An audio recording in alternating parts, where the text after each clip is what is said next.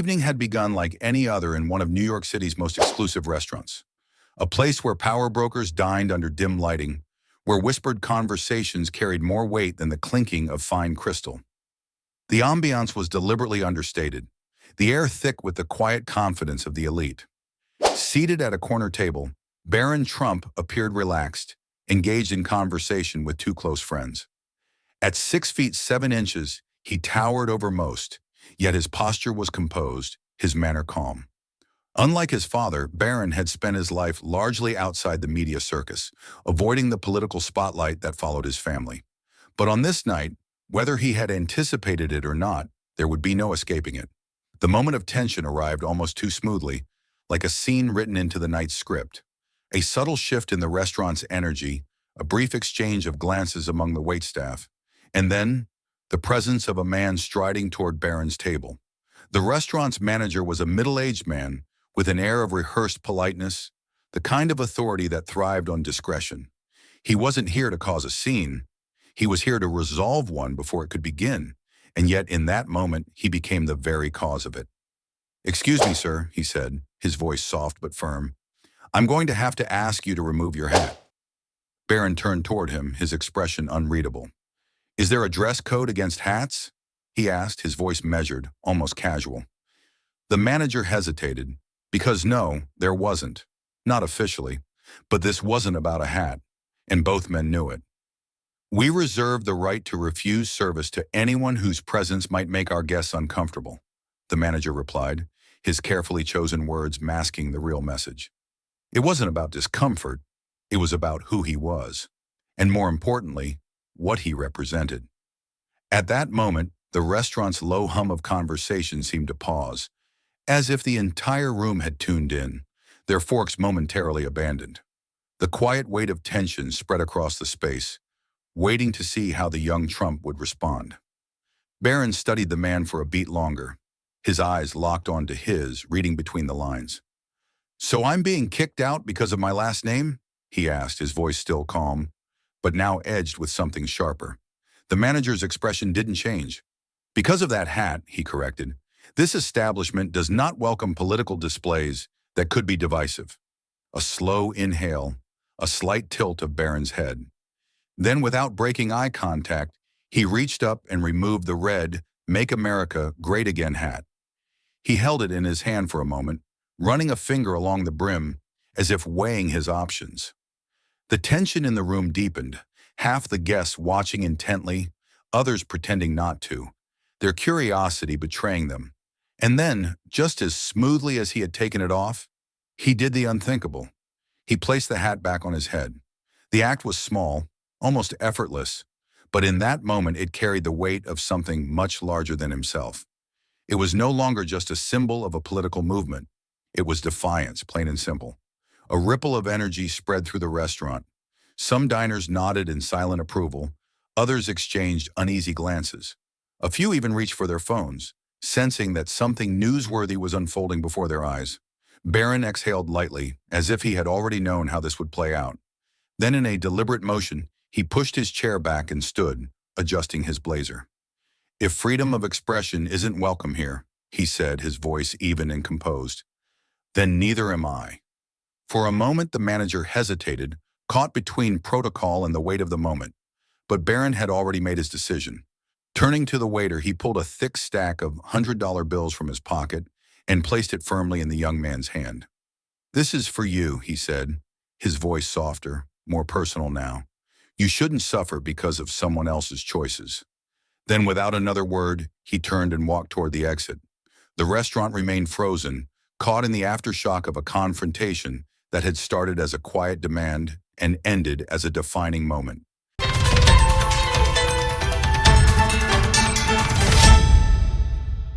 For a moment, it seemed like the confrontation had ended. Barron Trump had made his decision. He wasn't going to argue, plead, or create a scene. He had stood, adjusted his blazer, left his generous tip for the waiter, and turned toward the exit. But then, just as he reached the middle of the restaurant, he stopped. The quiet hum of whispered conversations had returned, but it wasn't the same. The energy had shifted, half the room still processing what had just happened, the other half reaching for their phones. some discreetly recording. The restaurant manager, standing stiffly by the table, seemed frozen between satisfaction and discomfort, as if realizing that this moment had become something much bigger than a simple request to remove a hat. Barron, without looking back, reached up and pulled the MAGA hat from his head. His movements were deliberate, not rushed, not hesitant, just measured. Holding the hat between his fingers, he turned it slightly in his hand, almost studying it. Then, with the poise of someone who had spent his entire life under scrutiny, he raised the hat just high enough for everyone in the room to see. No anger, no theatrics, just a single, quiet statement. It was as if time momentarily slowed. The message was clear.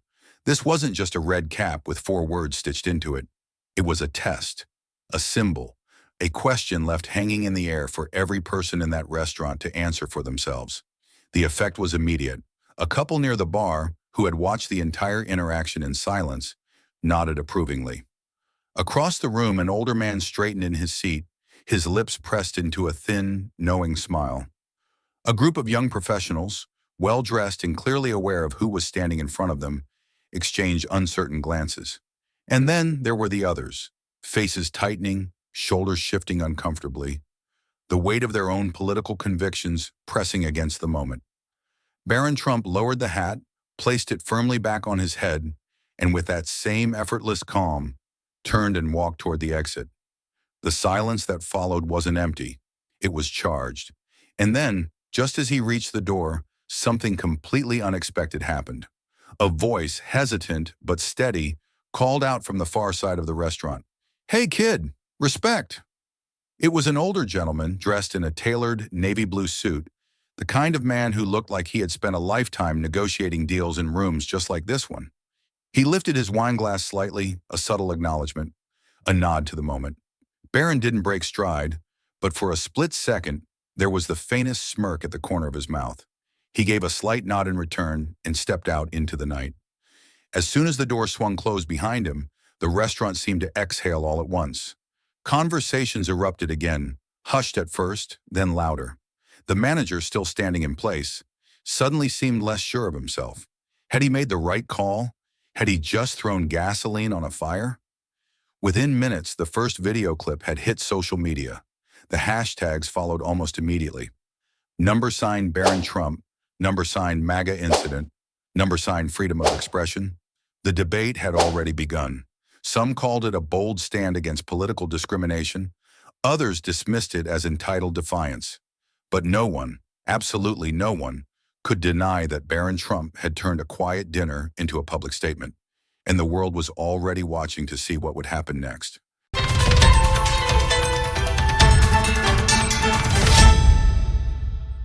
By the time Barron Trump stepped out into the crisp New York night, the wheels of the media machine were already in motion. The first clip, shaky and slightly blurred, was uploaded within minutes. It was only a few seconds long, just enough to show Barron standing defiantly, holding his MAGA hat up in the air before placing it firmly back on his head. The caption was simple: "Barron Trump refuses to back down." It was all that was needed. Within the hour, the clip had been shared thousands of times. By morning, it was everywhere. The media reaction was immediate and polarizing. Conservative outlets framed it as an attack on free speech, a blatant example of political discrimination in America's elite spaces. Pundits on the right praised Barron's quiet but firm response, calling it a defining moment for the young Trump. He didn't argue. He didn't demand anything. He simply walked away with dignity, one commentator noted. And that, ladies and gentlemen, is how you handle unfair treatment. Liberal commentators, however, saw it differently. To them, this was a privileged young man using his family name to stir controversy. Was Barron Trump really oppressed for being asked to remove a hat that represents a divisive political movement? One opinion piece read, or was this yet another manufactured outrage, designed to make him a symbol of something far greater than himself? Meanwhile, the restaurant at the center of the controversy was facing an entirely different storm. Its Yelp and Google reviews were bombarded overnight. One-star ratings flooded in from all over the country. "Discriminates against customers based on their political beliefs," one review claimed. "I won't be spending a dime at a place that silences people." Others, however, defended the restaurant, calling it a private establishment with the right to enforce its own policies.